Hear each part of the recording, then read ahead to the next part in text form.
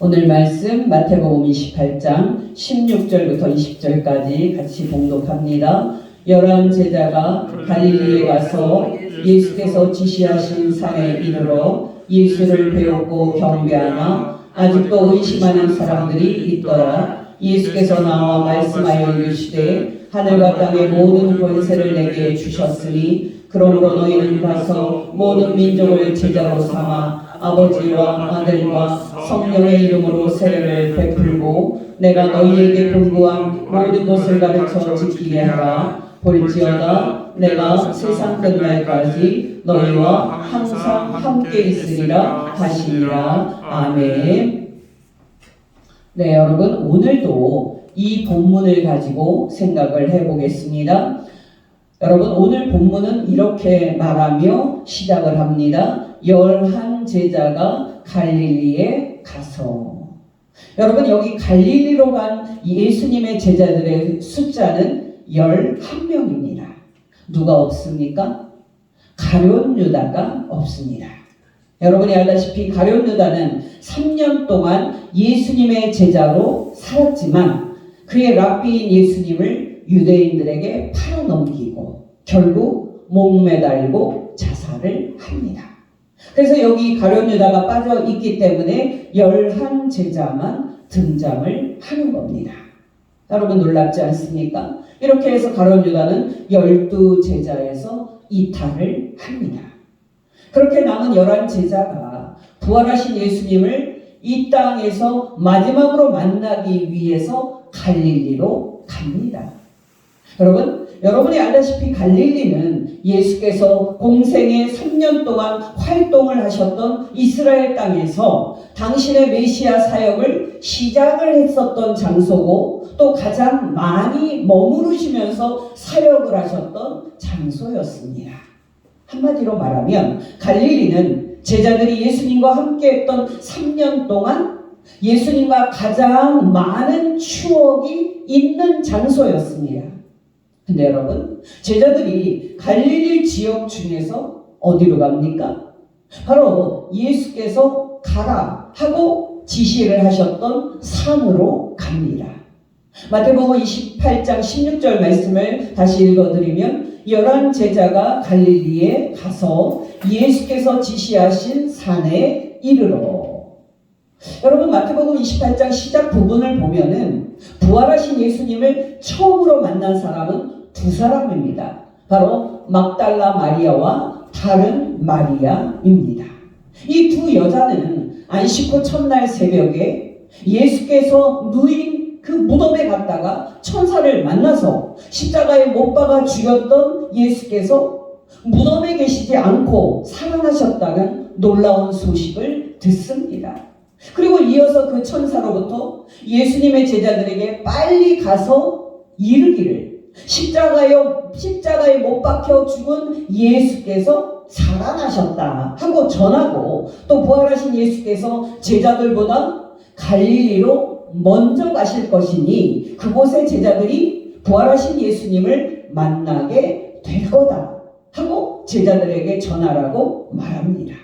그렇게 두 여자가 한편으로는 무서움에 사로잡혀서 또 한편으로는 기쁨에 사로잡혀서 제자들에게 빨리 이 놀라운 소식을 전하러 달려가고 있을 때 부활하신 예수께서 이 두 여자를 찾아옵니다.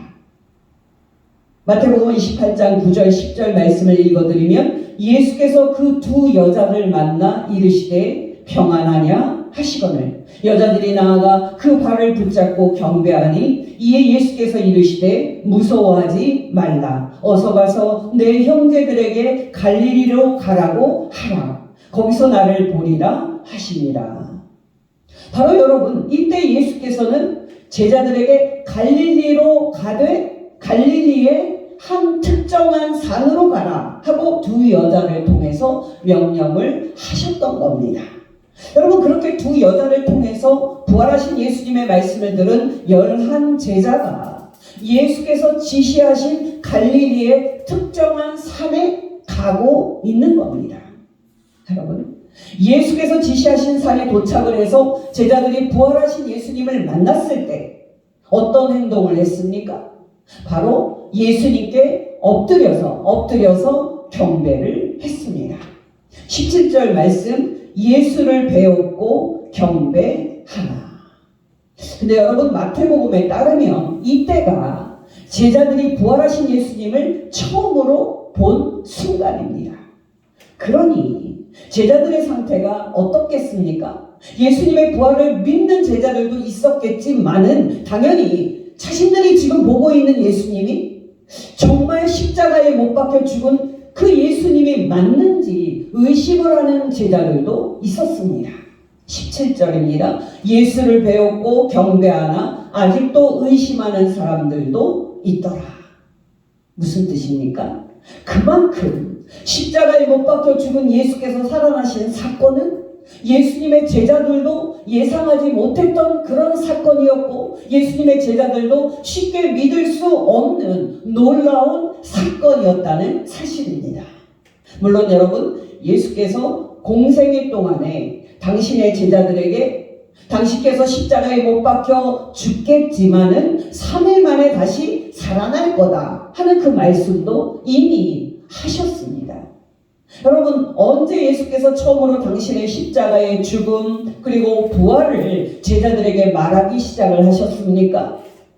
그것은 공생의 3년 끝에 십자가에 못 박혀 죽으시기 위해서 예루살렘으로 올라가는 중에 빌립보 가이사랴 지방에 도착을 했을 때였습니다. 마태복음 16장 21절에서 23절까지의 말씀, 이때로부터 예수 그리스도께서 자기가 예루살렘에 올라가 장로들과 대제사장들과 서기관들에게 많은 고난을 받고 죽임을 당하고 제3일에 살아나야 할 것을 제자들에게 비로소 나타내시니, 베드로가 예수를 붙들고 항변하여 이르되 주여 그리 마옵소서, 이 일이 결코 주께 미치지 아니하리이다. 예수께서 돌이키시며 베드로에게 이르시되 사탄아 내 뒤로 물러가라. 너는 나를 넘어지게 하는 자로다. 너가 하나님의 일을 생각하지 아니하고 도리어 사람의 일을 생각하는도다 하시고.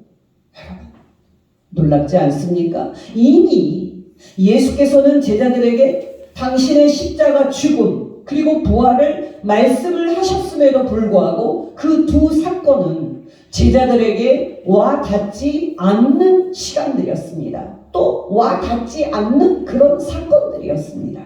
분명히 제자들은 예수께서 예루살렘에 올라가서 대제사장들에게 고난을 많이 받고 죽임을 당할 거다 하는 그 말씀을 들었을 때 놀랐지만 예수님의 죽음은 어렴풋이나마 피부에 와 닿았을 겁니다. 그러나 여러분, 예수께서 죽임 당할 거라는 사실에 그 엄청난 사실은 제자들이 그때 다 체감을 하지 못했을 겁니다. 여러분, 비유가 적절하지 못할 수 있습니다만은 왜 그 연애하던 여자분이 정신없이 있었더니 벌써 결혼식장에 와 있더라 하는 그런 말처럼 예수님의 제자들도 준비를 잘 하지 못한 그런 상태에서 머리에 돌 맞은 것처럼 어안이 벙벙한 상태로 정신없이 있다가 예수께서 십자가에 못 박혀 죽은 모습을 대면을 했을 겁니다. 그러니 여러분, 예수께서 죽은 지 3일 만에 살아날 거라는 말씀을 하셨을 때 그것이 그들의 귀에 담겼겠습니까? 전혀 담기지 않았습니다. 여러분, 이 사실은 예수께서 갈릴리에서 제자들과 함께 이렇게 모여 있었을 때 당신의 죽임 당함과 당신의 부활을 동시에 말했음에도 불구하고 제자들이 예수님의 말씀을 듣고 매우 근심을 했고 또 매우 슬퍼했다 하는 사실에서도 나타납니다. 마태복음 17장 22절 23절, 갈릴리에 모일 때에 예수께서 제자들에게 이르시되 인자가 장차 사람들의 손에 넘겨져 죽임을 당하고 제3일에 살아나리라 하시니 제자들이 매우 근심하더라. 놀랍게도 예수께서 당신의 공생의 사역 말기, 당신의 죽음을 앞두고선 당신께서 죽임당할 것을 더욱더 분명히 제자들에게 말씀을 하심으로써 당신의 죽음을 감당하도록 제자들을 준비하셨습니다. 마태복음 26장 1절에서 4절입니다. 예수께서 이 말씀을 다 마치시고 제자들에게 이르시되 너희가 아는 바와 같이 이틀이 지나면 유월절이라 인자가 십자가에 못 박히기 위하여 팔리리라 하시더라. 그때 대제사장들과 백성의 장로들이 가야바라 하는 대제사장의 관적에 모여 예수를 흉계로 잡아 죽이려고 의논하되. 여러분이 알다시피 예수님의 제자들은 예수님께서 체포되던 겟세마네 동산에서 모두 다 예수님을 버리고 도망쳤습니다. 다 버려도 자기는 죽을지언정 예수님을 버리지 않을 거라고 호언장담했던 베드로도 결국은 예수님을 모르는 사람이라고 부인을 합니다. 예수님을 부인한 후에 베드로에 대해 마태복음은 이렇게 말합니다. 마태복음 26장 75절 이에 베드로가 예수의 말씀에 닭 울기 전에 너가 3번 나를 부인하리라 하심이 생각나서 밖에 나가서 심히 통곡합니다. 여러분 마태복음 27장을 보면 놀랍게도 예수께서 대제사장들과 빌라도에게 재판을 받을 때부터 십자가에 못 박혀 죽임 당할 때까지 예수님의 제자들은 무대에서 다 사라졌습니다. 놀랍게도 겟세마네 동산에서 예수께서 칼과 몽치로 무장한 유대인들에게 체포될 때 예수님을 다 버리고 도망한 제자들은 예수께서 재판을 받고 또 십자가에 못 박혀 죽는 상황에서 완전히 시야에서 사라집니다. 놀랍게도 예수께서 못 박혀 십자가에 이제 죽임을 당할 때 그 자리를 지켜보면서 예수님의 고통을 그렇게더라도 함께한 사람들은 예수님을 섬기던 여자들이었습니다. 마태복음 27장 50절 예수께서 다시 크게 소리 지르시고 영원히 떠나시니라. 조금 띄어서 55절에서 56절 예수를 섬기며 갈릴리에서부터 따라온 많은 여자가 거기 있어 멀리서 바라보고 있으니 그 중에는 막달라 마리아와 또 야고보와 요셉의 어머니 마리아와 또 세베대의 아들들의 어머니도 있더라. 여러분 무슨 뜻입니까? 요한복음 28장에서 지금 갈릴리로 가고 있는 예수님의 제자들은 겟세마네 동산에서 예수님을 버리고 도망한 이후에 처음으로 다시 무대에 등장을 해서 부활하신 예수님을 만나러 갈릴리로 가고 있는 겁니다. 그리고 놀랍게도 그곳에서 부활하신 예수님을 그들은 처음으로 만나는 감격을 누리고 있는 겁니다.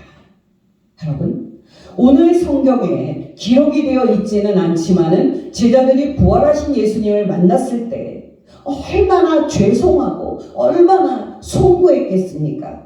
예수님이 잡혀가는 상황에서 자신들은 비겁하게 예수님을 버렸는데 부활하신 예수께서 자신들을 다시 만나시겠다니까 그들은 죄송한 마음에 고개를 들지 못했을 것이고 예수님의 얼굴을 똑바로 쳐다볼 면목도 없었을 겁니다.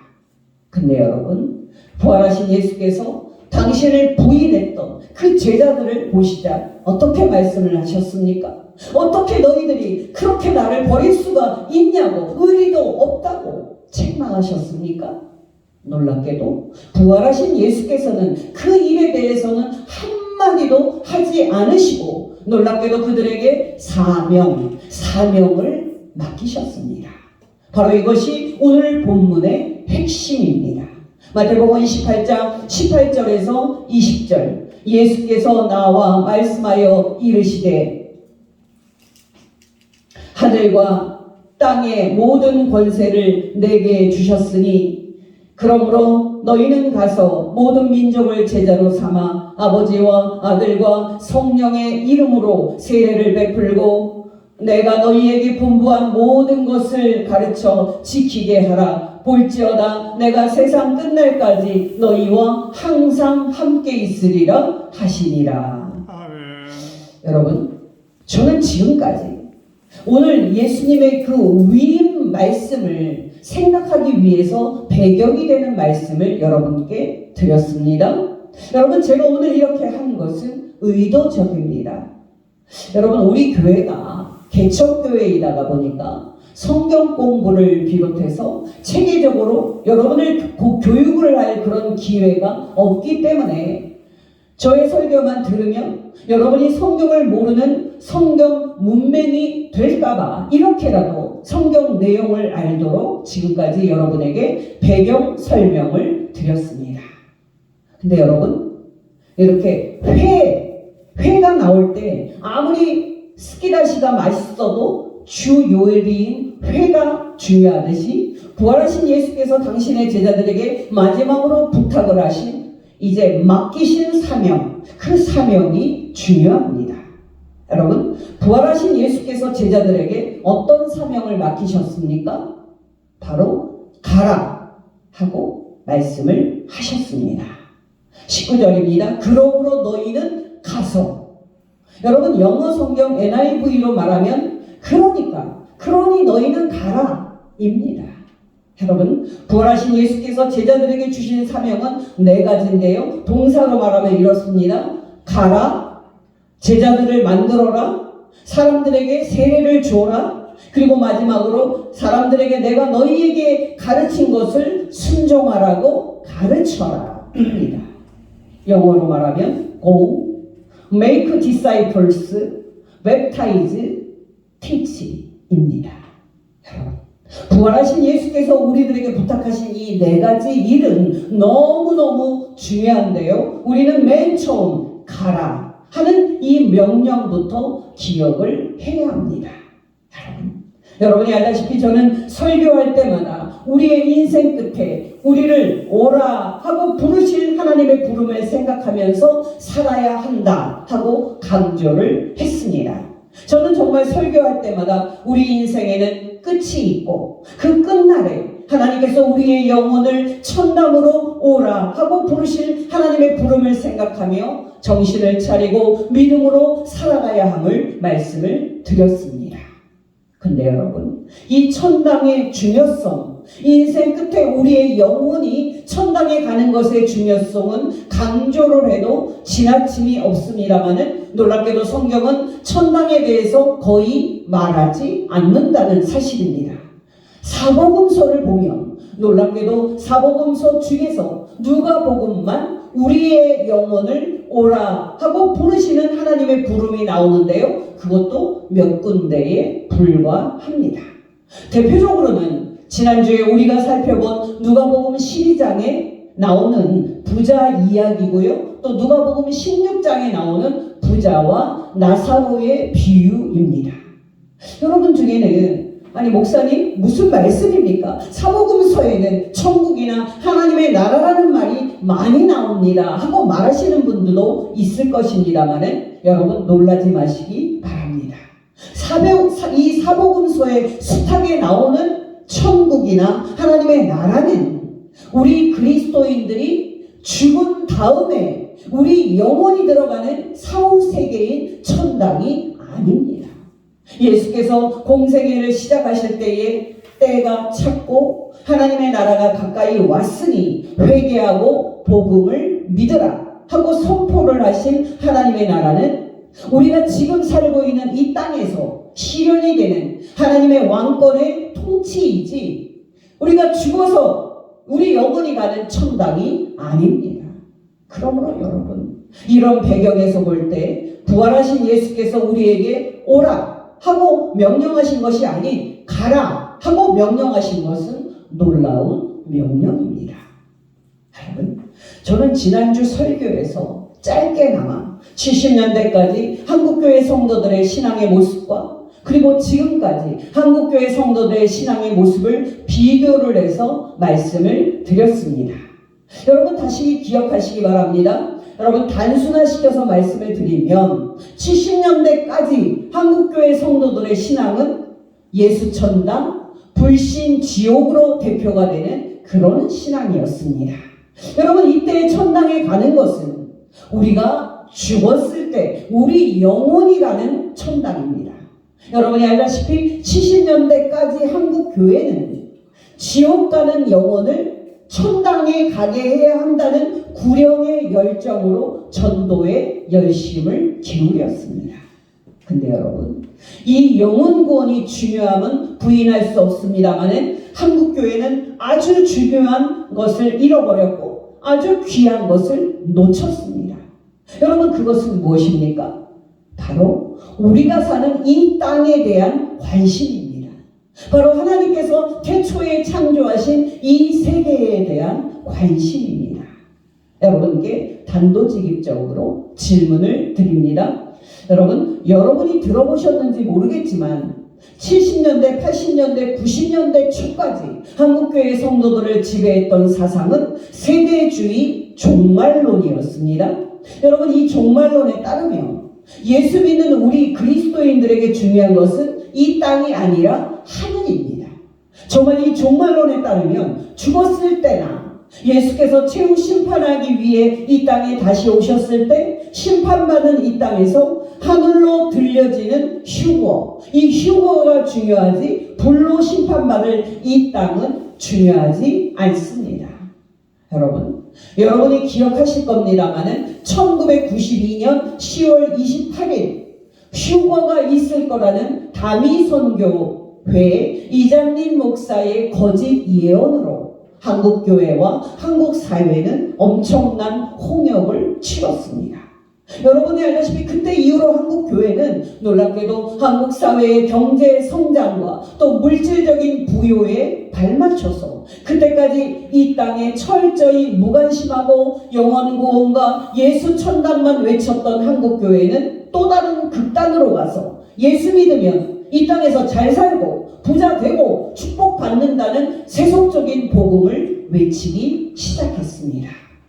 여러분, 이번에는 지난주에 말씀을 드렸듯이 천당과 초월 세계인 하늘을 잊고 이 땅에만 관심을 기울이기 시작했습니다. 저는 놀랍게도 한국교회는 70년대 초부터 천당과 또 하늘을 잊고 우리가 지금 사는 이 땅과 이 세상에만은 관심을 기울였습니다. 여러분, 솔직히 말해서 오늘 주일날 설교하는 한국교회 강단 중에 이 땅에서 성도들이 축복받고 또 잘 살기를 빌어주는 기복적인 설교를 안 하는 강단이 어디 있습니까?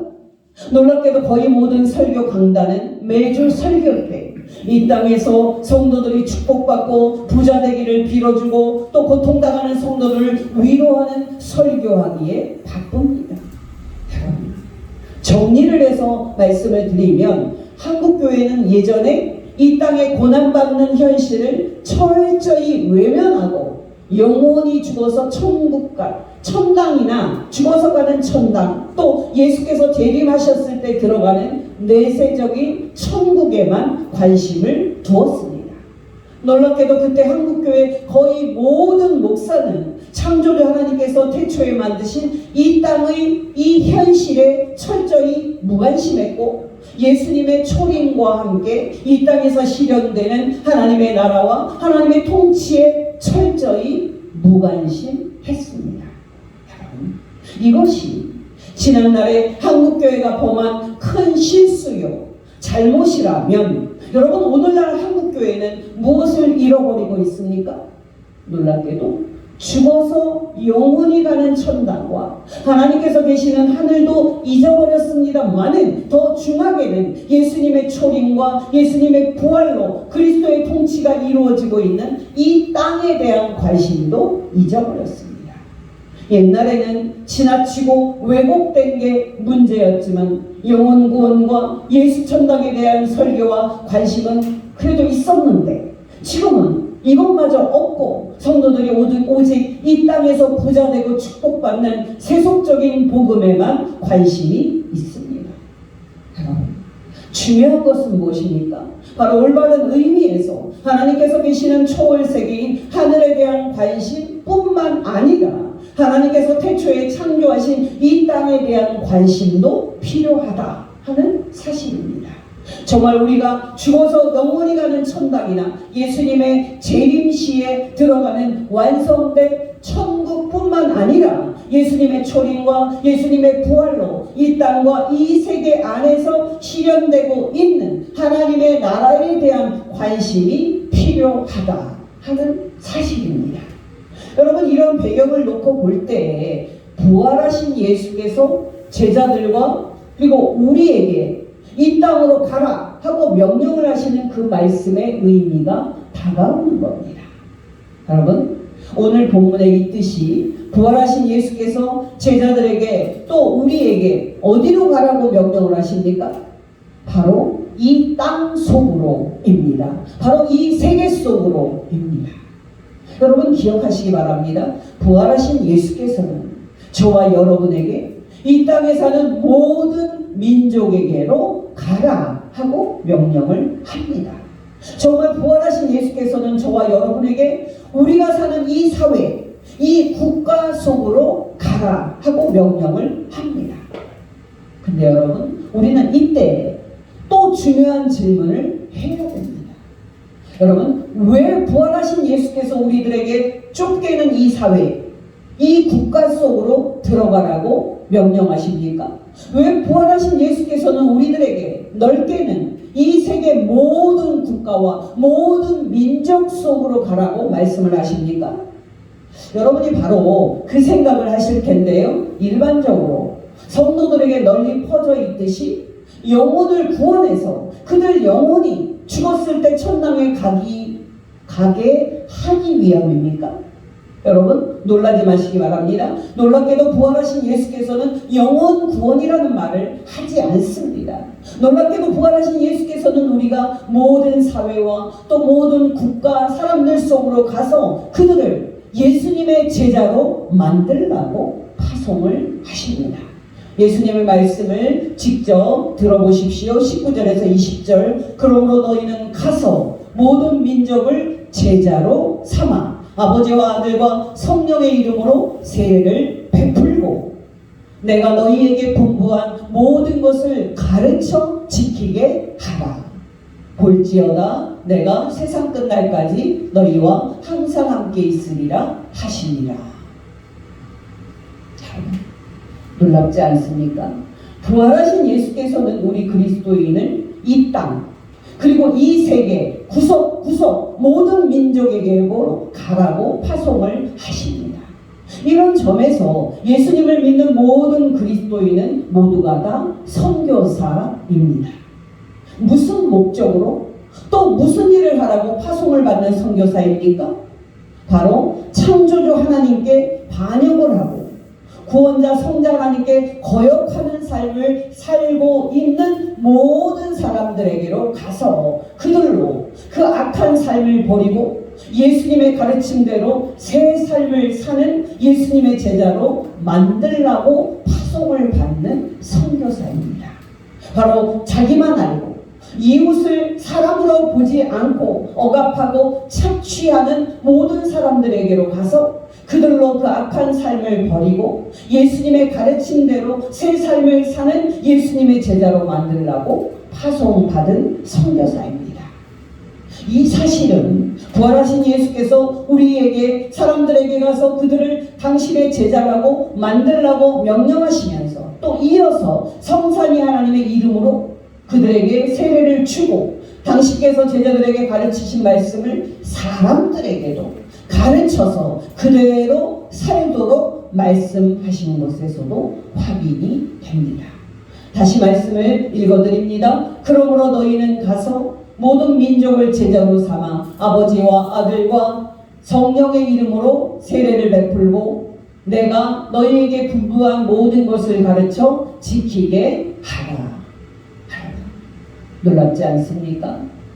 여러분, 부활하신 예수께서 우리에게 사명을 맡기실 때의 방점은 간단하게 말씀을 드리면 창조주 구원자 성삼위 하나님을 거역하는 불순종하는 사람들에게로 가서 그들에게 세례를 주고 예수님의 말씀, 가르침, 산상수훈을 가르쳐서 그대로 삶을 살게 하기 위한 것에 있습니다.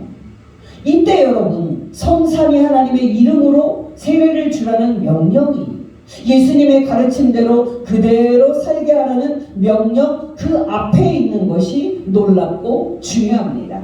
왜냐하면 성삼위 하나님의 이름으로 세례를 받고 하나님을 거역하는 옛사람이 죽고 성령 안에서 새 사람으로 태어나서 그렇게 돼야 사람은 예수님의 산상수훈대로 변화된 삶을 살 수 있기 때문입니다. 정말 성삼위 하나님의 이름으로 세례를 받고 자기만 알고 또 다른 사람을 하찮게 여기고 사람들 위해 군림하고 사람들을 억압 착취하는 우리 사람 안에 악한 그 육이 죽고 사람들 위에서 군림했던 모든 육이 죽고 성령 안에서 새 사람으로 다시 지음을 받아야 모든 사람은 예수님의 산상수훈 가르침대로 이웃을 자기 몸처럼 사랑하는 그런 참된 삶을 살 수 있기 때문입니다. 여러분, 이렇게 부활하신 예수께서 저와 여러분에게 사명을 맡기는 이 말씀을 정리한 지금 저와 여러분에게 중요한 것은 무엇입니까? 바로 두 가지입니다. 첫째는 저와 여러분이 예수님의 가르침대로 우리의 삶의 현장에서 예수님의 제자로 위로는 성삼위 하나님을 사랑하고 또 옆으로는 다른 사람들을 우리 자신처럼 사랑하는 삶을 살고 있느냐 하는 겁니다. 둘째는 우리가 좁게는 우리와 함께 사는 마을 또 사회 이 국가의 사람들에게 가서 또 넓게는 이 세계 모든 민족에게 가서 그들이 회개하고 창조주요 또 구원자이신 성삼위 하나님을 영접하고 또 성령으로 새 사람으로 태어나서 그들도 예수님의 가르침대로 성삼위 하나님을 사랑하고 또 이웃을 자기 몸처럼 사랑하는 그 일에 우리가 전심전력하여 애쓰고 있느냐 하는 겁니다. 여러분께 저는 마지막으로 이 첫째 질문과 관련해서 도전을 하고 싶습니다. 어떠십니까? 여러분 자신이 날마다 예수님의 산상수훈의 가르침대로 사는 예수님의 제자다라고 당당하게 말할 수 있습니까? 아니면 여러분 안에 아직도 시퍼렇게 살아있는 악한 육의 본성과 악한 마음에 져서 성삼위 하나님을 사랑하고 또 이웃을 사랑하기보다 돈을 사랑하고 이 세상의 성공과 또 출세를 좋아하면서 사는 사람입니까? 여러분은 정말 예수님의 가르침대로 사람을 귀히 여기되 특히 약하고 가난하고 소외된 사람들의 고통을 보고 그들에게 연민을 느끼면서 행동을 하는 사람입니까? 아니면 여전히 여러분 안에 시퍼렇게 살아있는 악한 육의 욕망과 유혹에 져서 자기만 알고 자기 가정만 아는 사람입니까?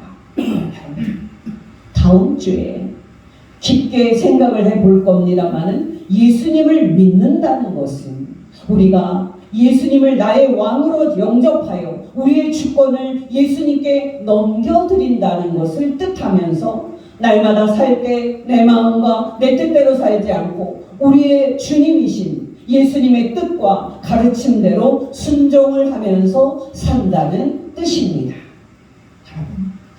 최근에 제가 어떤 목사님의 간증을 들었습니다.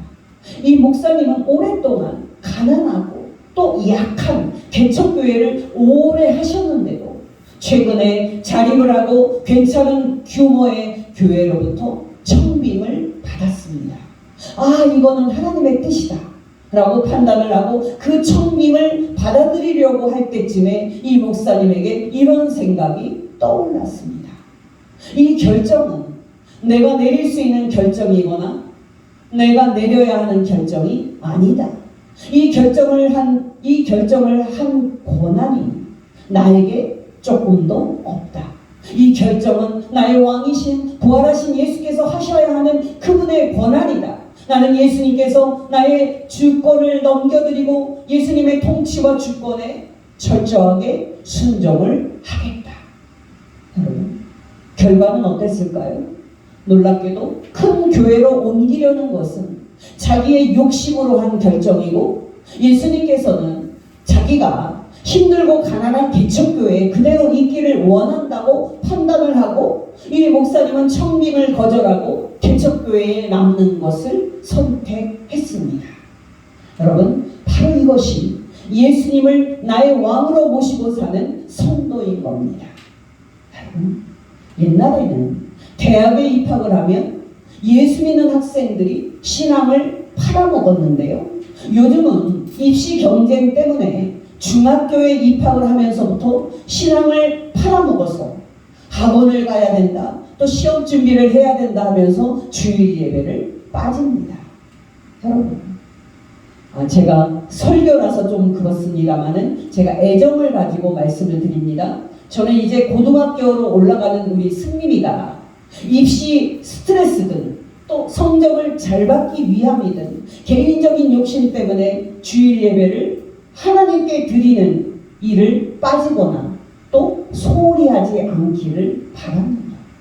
내가 어떤 이유로든 주일 예배를 매주 드리고 성삼위 하나님을 사랑하면 내가 조금 성적이 조금 낮아도 하나님께서 나의 진로와 내 인생을 책임지신다 하는 믿음을 가져야 합니다. 그러면 반드시 사랑이 많으신 우리 성부 하나님께서 승리와 또 우리 모두를 인도해 주실 것입니다. 잠시 제가 곁길로 샜는데요. 여러분, 청빙을 거부하고 개척교회에 남겠다고 결단한 이 목사님에게 생각이 나서 그렇게 하도록 인도한 말씀이 무엇인지 아십니까? 바로 고린도전서 6장 18절에서 20절까지의 말씀이었습니다. 음행을 피하라. 사람이 범하는 죄마다 몸 밖에 있거니와 음행하는 자는 자기 몸의 죄를 범하느니라. 너희 몸은 너희가 하나님께로부터 받은 바 너희 가운데 계신 성령의 전인 줄을 알지 못하느냐. 너희는 너희 자신의 것이 아니라 값으로 산 것이 되었으니 그런즉 너희 몸을 하나님께 영광을 돌리라. 아멘. 여러분, 청빙을 받아들여야 하나 또 거절을 해야 하나 고민을 하던 이 목사님은 이 고린도전서의 이 말씀을 통해서 너는 너 자신의 것이 아니다. 너는 예수님의 피값으로 산 예수님의 것이고 창조주 구원자 하나님의 것이다 라는 이 말씀으로 받아들였습니다. 그리고 청빙을 결정하는 이 주권을 왕이신 예수님께 넘겨드렸고 그 일에서 이 목사님은 손을 떼고 예수님의 결정을 받아들였던 겁니다. 여러분, 놀랍지 않습니까? 여러분, 기억하시기 바랍니다. 우리가 의식을 하지 않고 살아서 그렇지 우리는 날마다 매순간 우리의 악한 욕심대로 결정을 하고 또 행동을 할 건지 우리 마음속에 성령으로 내주하시는 예수님의 결정과 판단을 따라서 순종할 것인지 그 기로에 서 있습니다. 여러분, 기억하시기 바랍니다. 소위 예수 천당 불신 지옥은 기독교 복음의 진리입니다. 그러나 이 진리는 복음의 일부분에 속할 뿐 핵심 진리는 아닙니다. 지금까지 살펴본 대로 기독교 복음의 핵심과 정수는 창조주 하나님께서 태초에 창조하신 이 땅에, 그러나 첫사람 아담의 불순종으로 깨지고 망가진 이 땅에 하나님의 나라가 세워지고 하나님의 통치가 확립이 되는 겁니다. 여러분, 다시 기억하시기 바랍니다. 예수 그리스도의 강림 그리고 성육신을 통해서 결정적으로는 예수님의 십자가 대속의 죽음과 부활을 통해서 이 땅에 하나님의 나라가 시작되었다 하는 사실입니다. 물론 여러분, 이 하나님의 나라는 지금 하늘에 계신 예수께서 최후 심판하러 다시 오시는 날에 이 땅에 완성이 될 것입니다.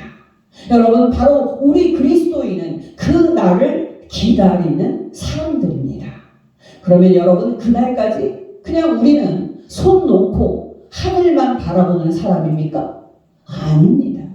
오늘 예수께서 우리에게 사명을 맡기신 대로 예수 믿는 우리는 삶의 모든 현장에서 가정이든 직장이든 학교든 모든 현장에서 우리 왕 되신 예수님의 말씀대로 사는 예수님의 제자로 살아야 합니다. 또한 당연히 우리 가정과 우리의 사회와 우리의 국가 속에서 다른 사람들도 예수님의 제자로 살도록 우리는 전도와 선교에 최선을 다해야 합니다. 그래서 저와 여러분이 남은 인생 이 목표를 향해서 날마다 열심을 내는 복된 성도 되시기를 예수 이름으로 축원합니다. 기도하겠습니다.